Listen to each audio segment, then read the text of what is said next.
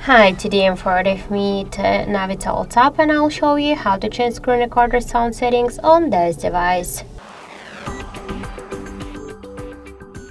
So first open the control panel and find the screen record icon. Just hold it for a while and before starting your screen recording you will see a record audio switcher. So just to record mood videos you should turn off the switcher. When you turn it off you can just select one from the available options to use the device audio and microphone together, for example, also to comment something, only the microphone and only the device audio. So you just select one from these available options and start your screen recording. So that's it. Thank you for watching, and if you find this video helpful, leave like, comment and subscribe our channel.